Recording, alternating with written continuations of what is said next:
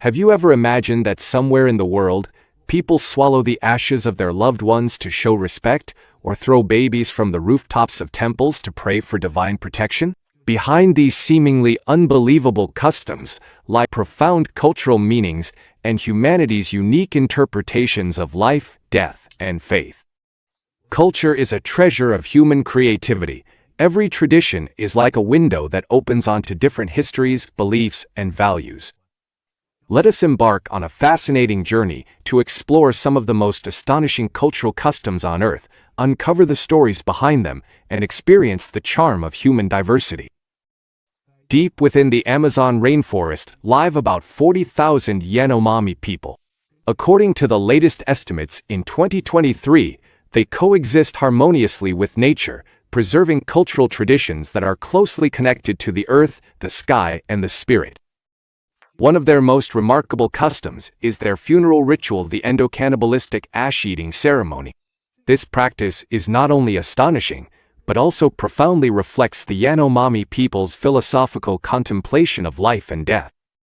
For the Yanomami, death is not the end of life, but an important transition to the spiritual world. The body of the deceased is cremated, the ashes are carefully collected, and then consumed by relatives during a ceremony filled with emotion and faith. While this act may seem unsettling to outsiders, for the Yanomami, the ashes contain the vital essence of the departed. By consuming the ashes, family members not only express eternal respect for the deceased, but also symbolically integrate their spirit into the family and community, ensuring they live on in collective memory. It is worth noting that this ceremony is not open to everyone. Only those who demonstrated exceptional virtue and courage during their lifetime are eligible to be commemorated in this way. This not only highlights the Yanomami people's emphasis on morality and honor, but also adds a unique cultural depth to this tradition. Today, as contact with the outside world increases, the Yanomami strive to protect this tradition and resist the impact of modernization, demonstrating their commitment to their cultural roots.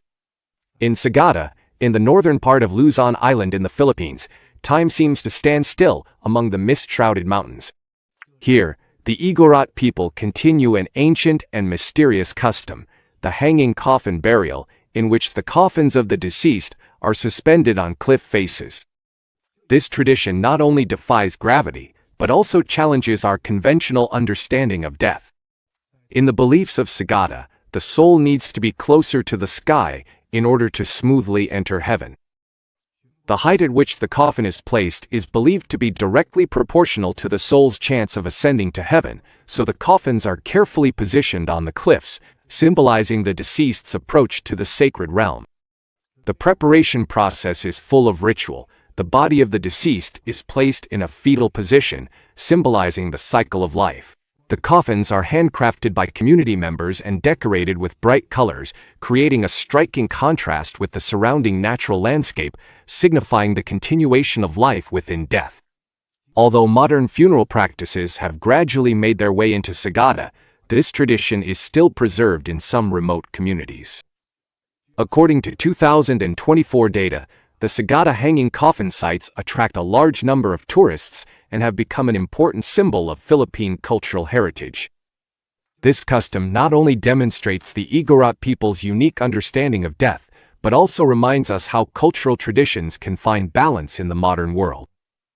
Foot binding is one of the most controversial customs in Chinese history, lasting from the Tang dynasty 618–907 until the early 20th century, and affecting the lives of millions of women. This tradition regarded small feet as symbols of beauty, elegance, and social status, but left a profound mark at great physical and psychological cost. Foot binding usually began when girls were between 5 and 8 years old. Mothers or older female relatives would use cloth strips to bend the girl's toes under the sole of the foot, forcibly preventing natural growth, with the goal of creating bound feet no longer than 10 centimeters. This process was extremely painful and had to be maintained for several years, during which bones would break and deform, sometimes leading to infections or lifelong disabilities. Despite this, foot binding was regarded as a symbol of feminine virtue, affecting both marriage prospects and social status. Foot binding was also accompanied by elaborate rituals, with families choosing auspicious days to pray for divine protection to ensure the process went smoothly. In the early 20th century, as the women's liberation movement emerged, foot binding was gradually abolished. By 2025, foot binding has been widely studied as a historical legacy, serving as a reminder of the cultural and gender oppression behind standards of beauty. Today, the foot-binding shoes displayed in Chinese museums stand as witnesses to history, prompting deep reflection on traditional and modern values. Across the vast plains of Kenya and Tanzania, the Masai people are renowned for their distinctive culture and nomadic way of life.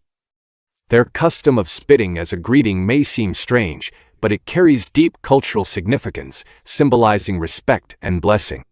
In Masai culture, spitting is not considered disrespectful, but rather a warm way to greet others. When members of the tribe meet, they may gently spit at each other to express welcome and respect. When saying goodbye, spitting conveys blessings for a safe journey. In addition, during important occasions such as business, trade, or weddings, spitting symbolizes the conclusion of an agreement and a wish for good luck. This custom is rooted in the Masai people's reverence for nature, as they believe that saliva is connected to vitality. A 2024 anthropological study pointed out that the Masai spitting custom not only strengthens community cohesion, but has also become an important marker of cultural identity in modern society. Although outsiders may find it difficult to understand, this tradition highlights the Masai's unique way of expressing interpersonal relationships and social bonds. In certain villages in Maharashtra and Karnataka, India, a jaw-dropping tradition has persisted for over 700 years, the baby tossing ceremony. Every year, members of the community throw babies from the roof of a temple about 15 meters high, where people below catch them with a bedsheet. This custom stems from a belief in divine protection and is intended to pray for the baby's health and longevity. According to legend, this tradition began when a saint instructed parents to test their faith by tossing their babies. Catching the baby safely is seen as a blessing from the gods, further strengthening the community's religious faith. Although advances in modern medicine and increased safety awareness have led to a decline in this custom, statistics from 2024 show that some villages still uphold the ritual, drawing attention from researchers and tourists alike. This tradition has sparked intense ethical debates. Supporters see it as an expression of culture and faith, while critics are concerned about the safety of the infants. In recent years, the Indian government has strengthened regulations to ensure that the ritual is carried out under safe conditions. This custom reminds us how the intertwining of faith and tradition can spark complex discussions in modern society. In the mountainous regions of northern Thailand bordering Myanmar, the long-necked women of the Karen or Kayan tribe are renowned for their distinctive appearance. From the age of 5 or 6, girls begin to wear brass neck rings. As they grow older, the number of rings gradually increases, elongating their necks to resemble the dragons of myth. This tradition not only alters the physical form by compressing the collarbone and rib cage, but also carries profound cultural significance. In Karen culture, the dragon symbolizes strength and protection.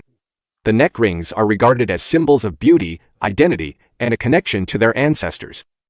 If a woman removes her neck rings, it is often seen as a betrayal of her cultural identity. By 2025, the villages of the long-necked people had become popular tourist attractions, but this also sparked controversy over cultural exploitation. Some women say that the neck rings give them a sense of pride and belonging. Others, however, feel pressured by the tourism industry. The Karen people are striving to find a balance between modernization and the preservation of tradition, demonstrating the complexity of cultural heritage. On the last Wednesday of every August, the town of Buñol in Spain transforms into a sea of red as it hosts the La Tomatina festival. This world-famous event attracts tens of thousands of tourists. Participants throw tree stumps and tomatoes at each other, immersing themselves in joy and chaos. La Tomatina originated from a street prank in 1945 and gradually evolved into an international event. In 2024, Buñol used about 120 tons of tomatoes, setting a new record. During the festival, participants wear old clothes and goggles, releasing stress amid laughter and commotion. La Tomatina is not only about entertainment, it also symbolizes community unity and the celebration of a good harvest. Although environmental groups have criticized the event for food waste, the Buñol government has taken measures to use tomatoes unfit for consumption and to ensure efficient cleanup after the festival. This festival showcases humanity's pursuit of joy and collective experience, becoming a hallmark of Spanish culture. Every year, on the 2nd of February, the town of Punxsutawney, Pennsylvania, celebrates Groundhog Day. The main character is a groundhog named Phil. Thousands of spectators gather to watch whether Phil will see his shadow, which is believed to predict the length of winter. If he sees his shadow, it means 6 more weeks of winter. If not, it signals that spring is on its way. This tradition originates from European agricultural customs, blending Christian holidays with folk legends. In 2025, Groundhog Day attracted around 40,000 visitors, making it a significant driver of the local economy. Although there is no scientific basis for it, Phil's predictions remain entertaining. The film Groundhog Day has further turned it into a symbol of popular culture, exploring themes of time and self-redemption. In Talca, Chile, every 31st of December, residents bring food, drinks, and flowers to the cemetery to spend New Year's Eve with their departed loved ones. This tradition began in 1995, when a family's private commemoration gradually expanded into a community event. The cemetery is decorated with lights and flowers, creating a warm rather than sorrowful atmosphere. People share memories, sing, and pray in front of the graves, integrating the deceased into the New Year's celebration. In 2024, the communal meal at the Talca Cemetery attracted thousands of families, becoming an important part of the local culture. This custom reminds us that death is not the end, but a part of the cycle of life. From ash ceremonies in the Amazon rainforest to Spain's tomato festival, these seemingly unusual customs all showcase the diversity and creativity of human culture. They are not only echoes of history, but also profound expressions of how communities view life, death, and faith. In today's globalized world, these traditions face the dual challenges of modernization and preservation, yet they also remind us of the importance of respecting differences and cherishing our roots. May we continue to explore and learn with open minds, allowing these cultural treasures to shine on into the future and add even more color to the story of humanity.